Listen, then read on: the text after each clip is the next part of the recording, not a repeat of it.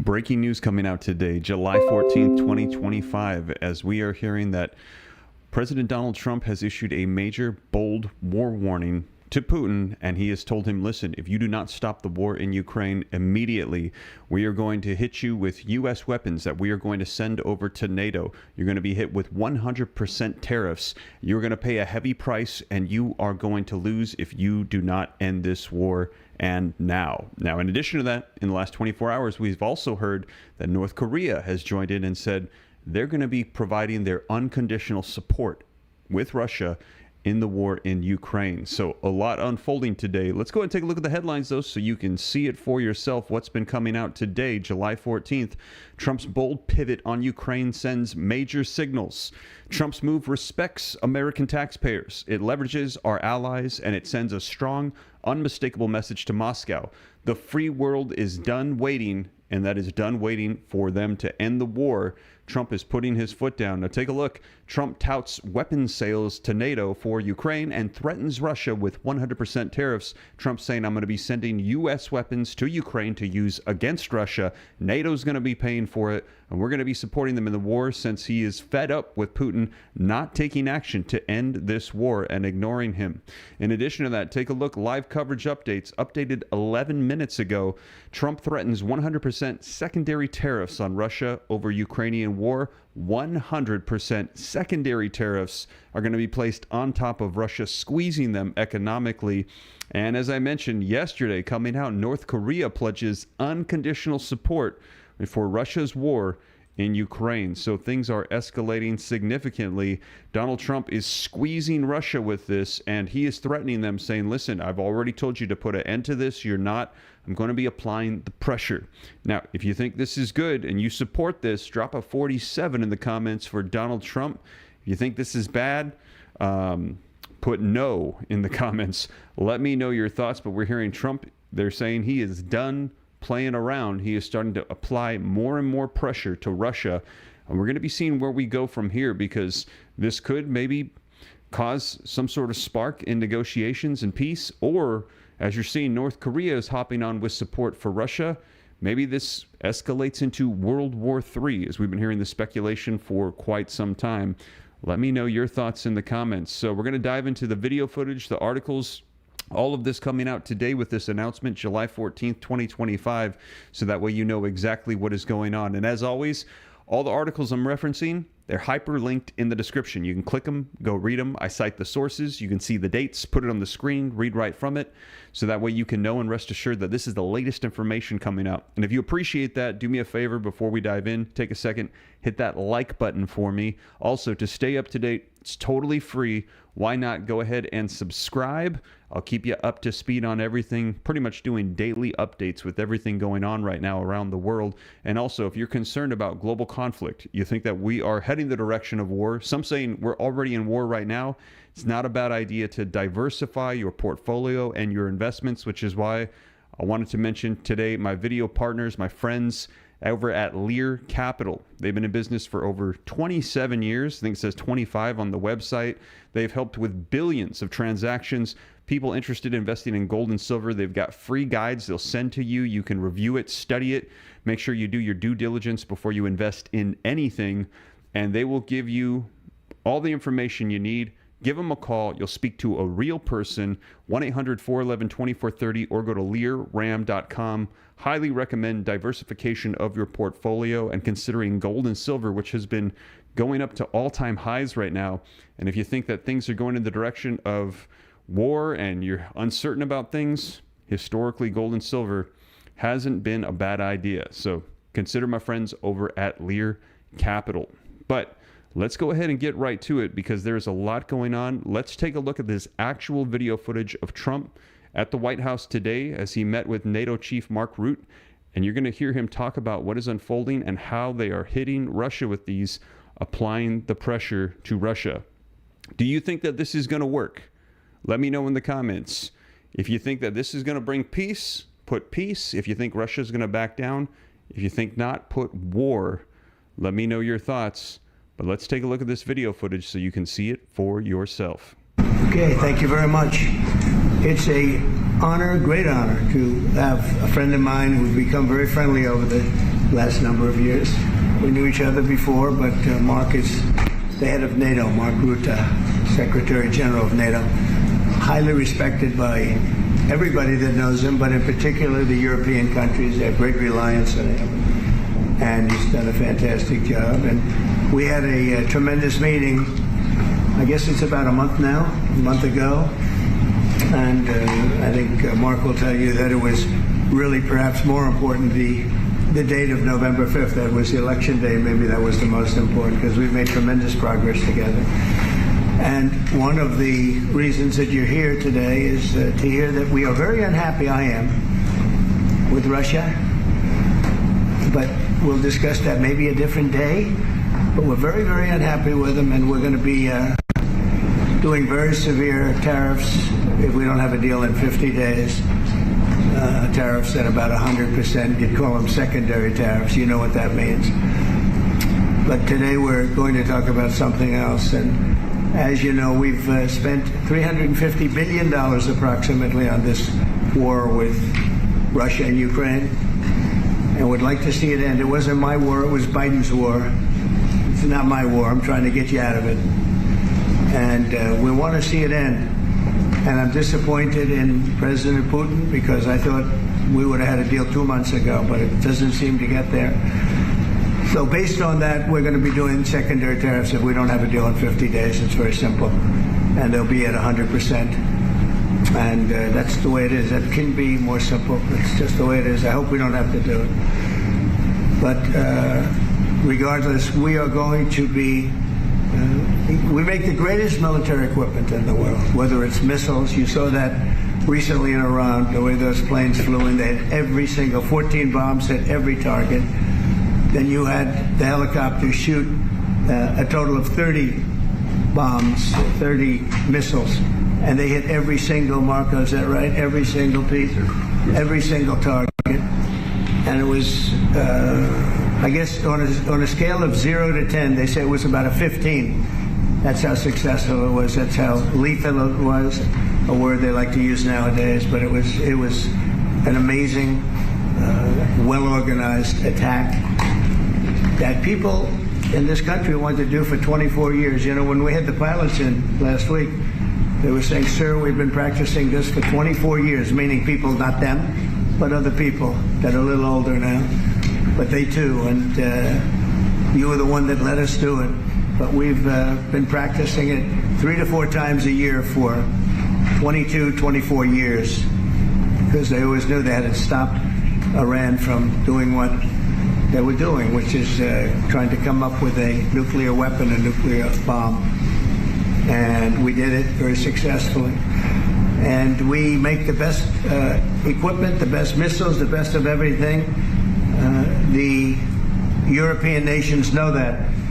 And we've made a deal today, and I'm going to have Mark speak about it, but we've made a deal today where we are going to be sending them weapons, and they're going to be paying for them. The United States, will not be having any payment made.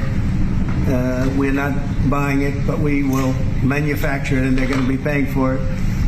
Our last meeting of a month ago was very successful in that they agreed to 5%, which is more than $1 trillion a year, so they have a lot of money. And these are wealthy nations. They have a lot of money, and they want to do it. They feel very strongly about it, and we feel strongly about it, too. But we're in for a lot of money, and we don't want to do anymore, and we can't. But we make the best, and we're going to be sending the best to NATO, and in some cases to maybe, at Mark's suggestion, if we go to Germany, where they're going to send early on missiles, and they'll be replaced, and NATO is going to take care of it. It's going to be coordinated by NATO, and they're going to work very much with Matt Whitaker, who's right here, who's a great ambassador, and Matt's going to be coordinating. You better do a good job, Matt. I will. But Matt's going to coordinate. He's a very talented guy. He's going to coordinate everything. So in a nutshell, we're going to make top-of-the-line weapons, and they'll be sent to NATO. NATO may choose to have certain of them sent to other countries where we can get a little additional speed, where the country will release something and it'll be mostly in the form of a replacement.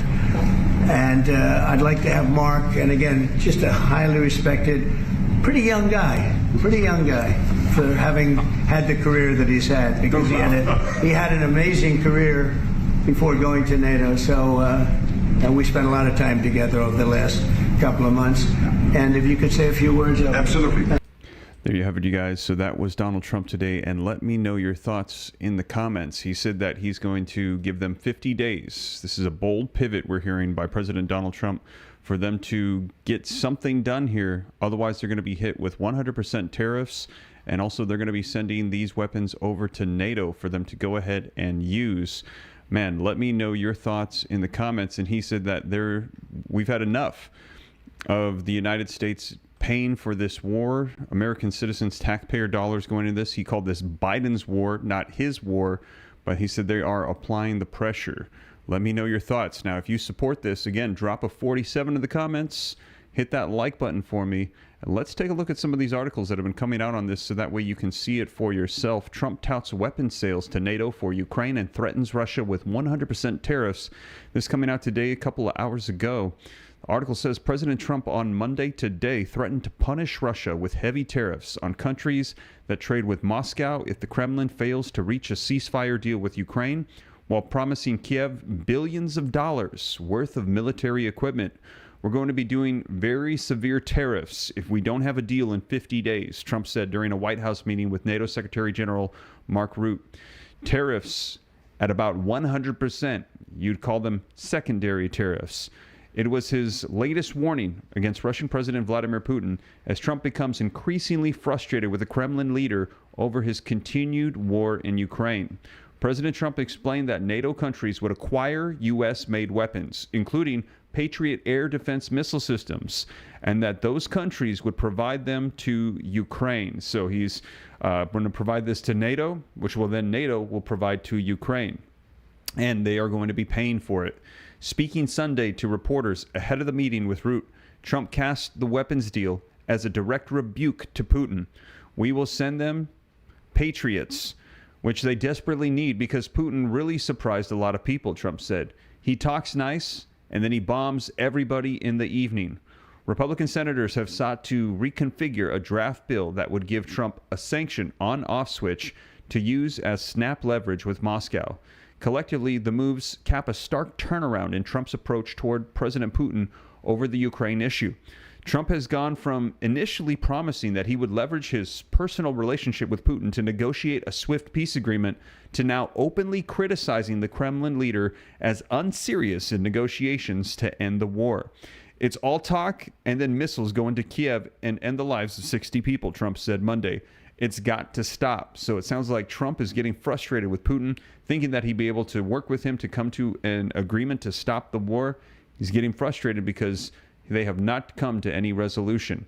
The announcement coincides with a visit to Kiev by the White House's special envoy, Keith Kellogg, which included a sit-down with the Ukrainian President Volodymyr Zelensky.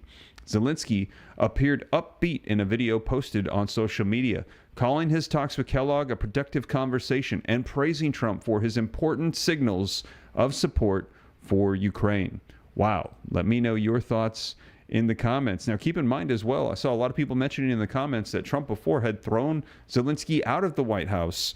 But now he is saying that he is getting tired of trying to work out negotiations with Putin. Putin speaks very kindly. He said, it sounds like things are going well. And then that same day, later on in the evening, he will go and bomb Ukraine. And so it sounds like he has had enough. Let me know your thoughts in the comments. Now, this comes as well as we're hearing in the last 24 hours, and we're hearing that the concerns are that this will expand the war, that the United States will start supporting NATO and Ukraine, and other nations will start supporting Russia. And take a look. North Korea pledges to unconditionally supporting Russia's war in Ukraine. Kim Jong-un met on Saturday with the Russian Foreign Minister Sergei Lavrov. Let's take a look at the video footage on this so that way you can see it for yourself, as they are saying North Korea is now starting to get more heavily involved in the conflict between Russia and Ukraine. Let's go ahead and take a look. As we continue to discuss the very latest with the Russia-Ukraine conflict this morning, of course, keeping a close eye on U.S. involvement as the U.S. Special Envoy did arrive in Kyiv as the U.S. pledges Patriot missiles to Ukraine. We do want to give you a live look out in Moscow, Russia, courtesy of EarthCam on this Monday. We're learning North Korean leader Kim Jong-un told Russia's top diplomat that his country was ready to, quote, unconditionally support Moscow's every effort to resolve the conflict in Ukraine as the two countries held high-level talks. Fox News correspondent Stephanie Bennett is tracking developments on this story from London. Let's listen in. North Korea has already deployed more than 10,000 troops to Russia and also arms, with some reports suggesting a further 30,000 troops will be sent. Russian Foreign Minister Sergei Lavrov was on a 3-day visit to North Korea. He described the two countries as an invincible fighting brotherhood during his meeting with Kim and thanked him for the military support. Lavrov also warned the U.S., South Korea and Japan against forming a security partnership targeting North Korea.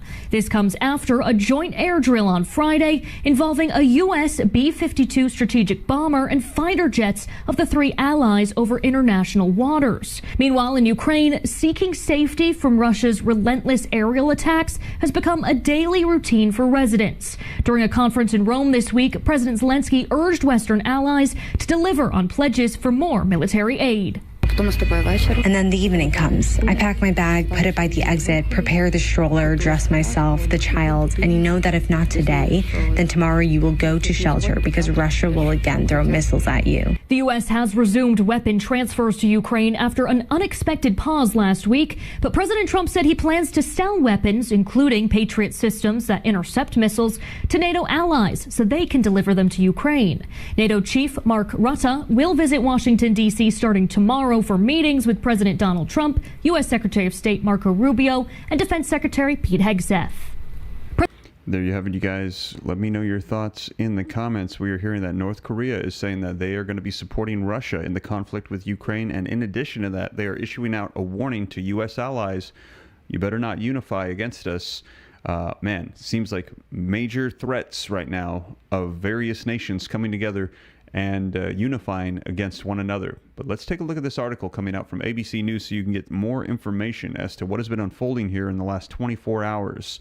Now, this article says North Korea and its leader Kim Jong-un will continue unconditional support and encouragement for Russia's war in Ukraine. North Korea state media reported on Sunday. North Korea said that it would support all the measures taken by Russia in relation to tackling of the root cause of the Ukrainian crisis, the Korean Central News Agency reported. And there you can see the video footage that we just saw on that meeting. Now, the report followed a meeting on Saturday between North Korean Minister of Foreign Affairs Cho Sung-hui and Russian Foreign Minister Sergei Lavrov, according to KCNA. Kim also met with Lavrov, according to state media, which released a series of photos appearing to show the pair engaging in a warm embrace before sitting for talks. The bilateral talks were held in Wonsan, a coastal city where North Korea this year opened a newly built beach resort. North Korea sought to position the meeting of the top diplomats as strategic dialogue, after which Cho and Lavrov signed a 2026-2027 exchange plan. Although state media stopped short of saying what was in the plan, the pair discussed mutual cooperation in the international arenas, KCNA reported.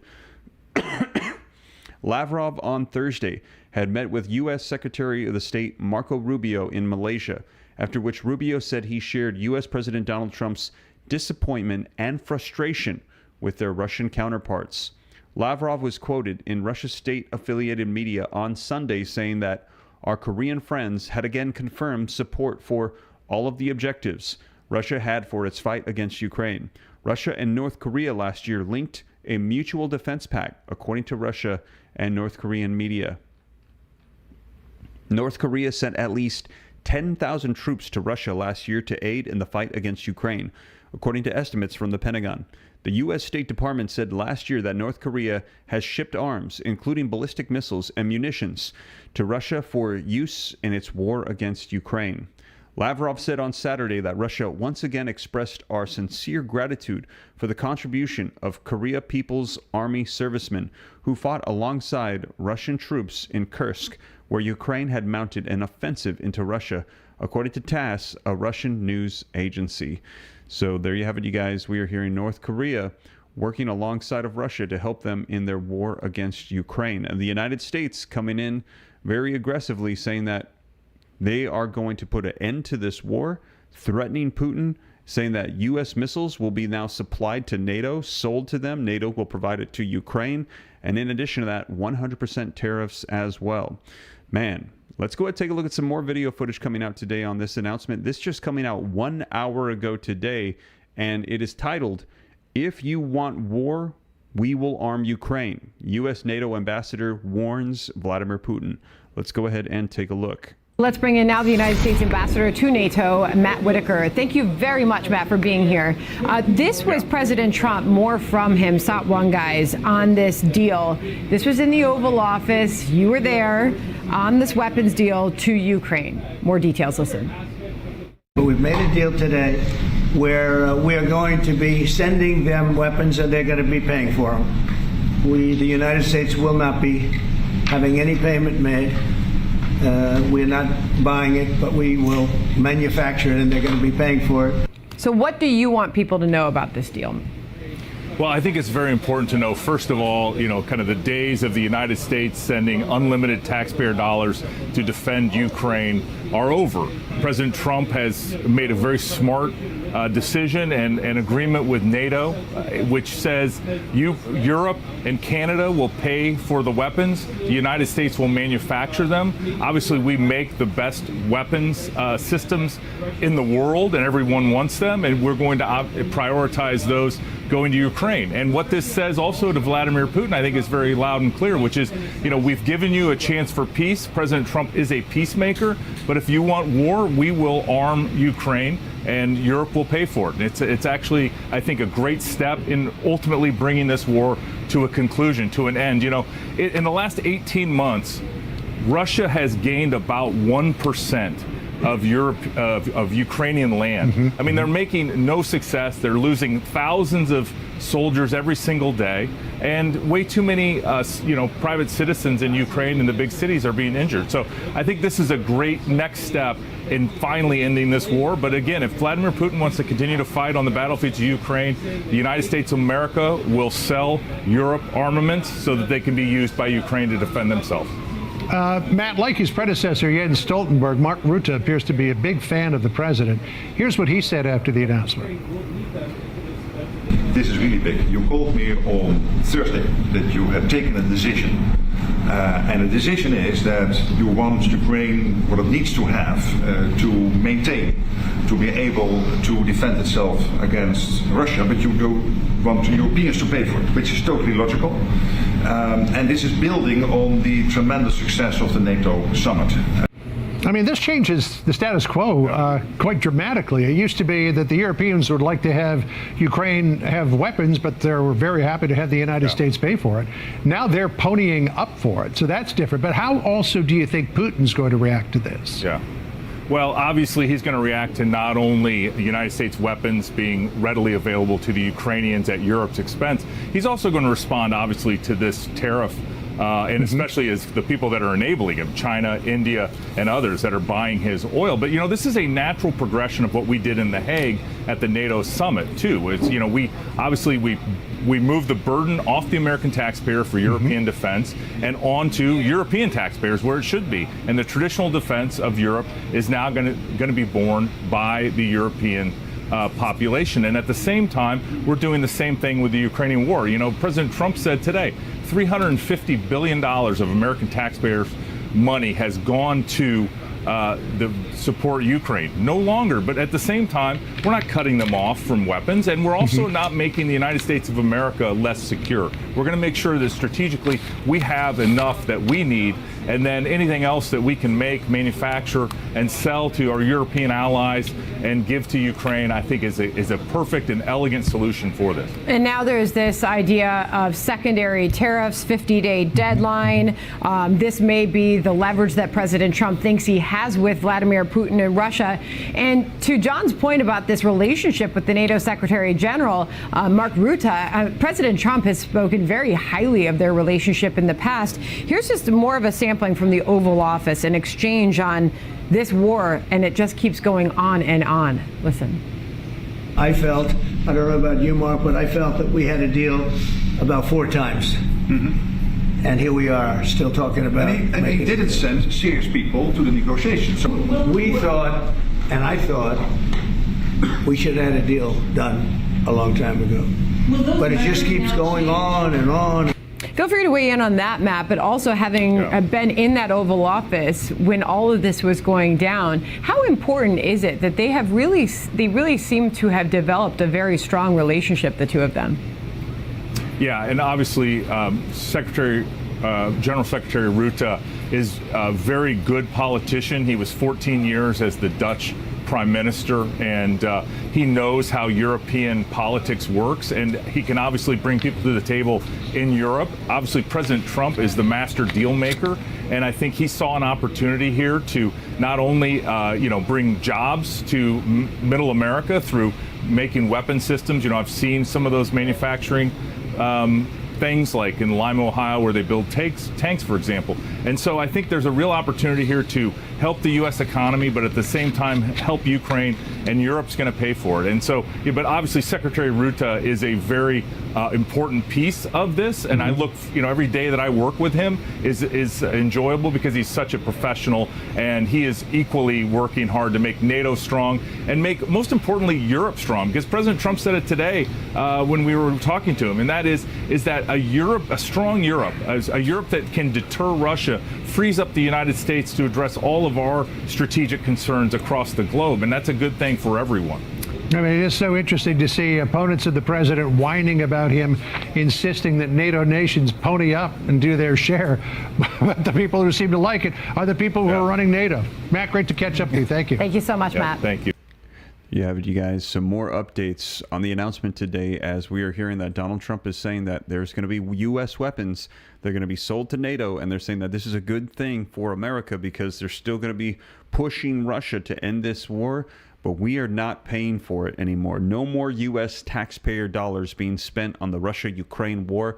He said NATO has agreed that they're going to buy our weapons and then they are going to give them to Ukraine. Man, let me know your thoughts. If you like the sound of that Donald Trump is thinking about the U.S. economy and the U.S. taxpayer dollars and not using that, throwing it at the Russia-Ukraine war anymore, drop a 47 in the comments and hit that like button if you haven't done so yet. We're hearing that he is saying, hey, we're not paying for this anymore, but we will go ahead and support Ukraine in this because we are urging Russia to put an end to this, stop the war. So right now we're hearing that no longer, because before with the Biden administration previously, they were pouring tons of money into that war. You heard Donald Trump say in that announcement, I think it was $320 billion, if I remember correctly, was thrown at that war, supplying funds, weapons. There was a lot of concern as Biden in his term, he had flipped on the situation in Russia, Ukraine, allowed them to use the weapons to fight against Russia. There was even talks about potentially providing them with nuclear weapons. And we heard that that rumor was dispelled. The United States walked that back as Russia said that that was considered a direct threat from the United States, even was considering changing their nuclear doctrine, considering it a existential threat by Ukraine and the United States, essentially giving permission to use nuclear weapons in defense against what was unfolding. But that sort of de-escalated. They walked those statements back. But now here we have Donald Trump saying, we're going to go ahead and provide weaponry to Ukraine, but we're going to provide it through NATO, who will buy it so we don't have to pay for it. And then NATO will then provide it to Ukraine. So a lot unfolding today, July 14th, 2025. And let's take a look, actually, some more updates coming out in the last 24 hours as they're saying Russian President Vladimir Putin needs to take this into consideration because he has got a whole lot more to lose on the battlefield than if he actually met up at the negotiating table. Now, do you think that Putin is going to come around to this? Do you think that this is going to push him in the direction of stepping away from the war? If you think so, put yes. If you think no, put no. Will this work? Let me know your thoughts in the comments, but let's take a look at this video footage so you can see it for yourself. That is a big purview of the Senate. It's a lot of what you've done there as well. I want to talk about Russia and this sanctions package that is coming together. We know that Secretary Rubio met with Sergei Lavrov, who now is apparently in North Korea meeting with Kim Jong-un, and they're talking about how they're in this unbreakable pact, Russia and North Korea. But you've got this Russian sanctions package. It's got more than 80 senators who are on board with it. It's got a ton of bipartisan support. Does the president now support it? And I know a big framework for that is going after the countries that do trade with Russia. So how is it enforced if you can get across the finish line and the president signs it? Yeah, I think you do see broad bipartisan support for this sanctions bill against Russia that Senator Graham and Senator Blumenthal have helped craft, because Russia continues its barbaric attacks on civilian targets in Ukraine, on apartment buildings and residential neighborhoods and hospitals. We have children being killed. And the president has said he wants to see an end to this. He's given Vladimir Putin numerous occasions to negotiate a ceasefire to stop these barbaric attacks. As he said last week, we're going to help Ukraine defend itself from these attacks. He wants to have peace in the war in Ukraine, but he also wants to make sure that Ukraine is defended.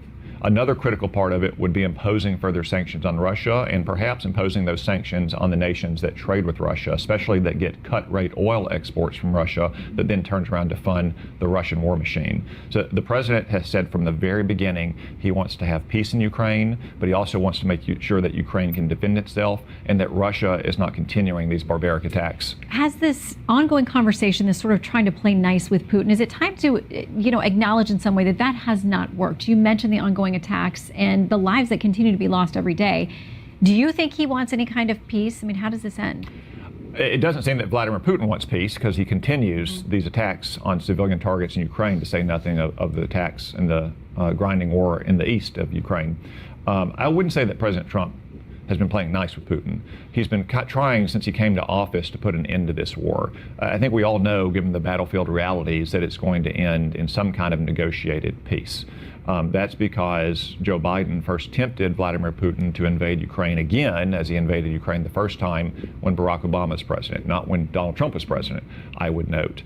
And then he continued to slowly provide weapons to Ukraine, not in a way that wasn't designed to help Ukraine win 2 and 3 years ago, but just prevent them from losing while Joe Biden was still president. So President Trump has given Vladimir Putin numerous occasions to try to reach a ceasefire. I think what's been demonstrated now to the world is that Vladimir Putin at least has no interest at the moment in a ceasefire. The way to make progress is what President Trump has done time and again, what you saw him do last month with Iran, is peace through strength, to make it clear to Vladimir Putin that he has more to lose on the battlefield in Ukraine than he has to lose at the negotiating table. All right, Senator, always good to see you. Thanks for coming in today. Thank you. Hey everyone, I'm Emily Campagno. There you have it, you guys. He has more to lose on the battlefield than in the negotiation table. Yet I asked in the comments to put yes or no if you think that this is going to work, and I saw a whole lot of no's coming in. A lot of people saying that they do not believe that Vladimir Putin is going to heed to these warnings of these pressures coming from the United States and Donald Trump, as Donald Trump is essentially threatening Putin with a major war warning, saying you need to put an end to this in 50 days. And if you do not, you're going to be hit with additional secondary 100% tariffs. Also, we're going to be providing weapons to NATO, selling it to NATO, then providing it to Ukraine. So Russia is going to be hit with U.S. missiles. And we are going to see where we go from here. A lot of people putting no in the comments, saying they don't think that this is going to deter Russia at all. In fact, we're also hearing in the last 24 hours, North Korea coming over and saying, Russia, we got your back. If you're going to continue this war, we're here for you. We're providing soldiers, and we're going to provide more support. You have our unconditional support. And a lot of people saying that the adversaries of the United States, Russia, North Korea, China, Iran, working together, helping each other in their various conflicts. And we heard that when Donald Trump was running for the elections, just a couple days before the actual voting day in November, that we saw North Korea launch their first successful ICBM testing. They said that it then confirmed that North Korea has the capabilities to hit the United States anywhere on our territory with a nuclear weapon, as they've been advancing very significantly, and some speculating that might be due to potentially technology that has been provided to them from Russia. And North Korea could be providing Russia with troops Russia could be providing them with equipment and maybe even technology to help them increase their ICBM testing. And now we're hearing they have proven themselves successful. So we're going to be seeing where we go from here. A lot unfolding. I see somebody mentioning the BRICS nations as well. Yes, Donald Trump making some announcements as well on additional tariffs against nations that support the BRICS. Fighting for that U.S. dollar, for our taxpayer money, making sure that we are the dominant global currency, the U.S. dollar. Man, there is a lot unfolding. I will keep you up to date on everything, but that is the latest coming out today, July 14th, 2025, as we're hearing that Donald Trump is telling them, hey, a major pivot's happening, and this is a wake-up call to Russia. You need to end this war, and if you do not, you are going to pay the price. So we'll see where we go from here. I will keep you up to date every step of the way. But that is the latest, you guys. Thank you so much for joining me. If you haven't done so yet, take a second, hit that like button. Help support the channel while we're live. Subscribe to stay up to date. It's totally free. Why not? And also, thank you to my friends over at Lear Capital. I'm going to pin a comment down below. You can click the link at learram.com, or you can use the phone number if you're interested in getting free information, talking to somebody, getting free pamphlets and guides on investing in gold and silver, along with additional resources down below as well. But that is the latest, you guys. Thank you so much for joining me, and I'll catch you in the next one. Take care. God bless. This is Steve.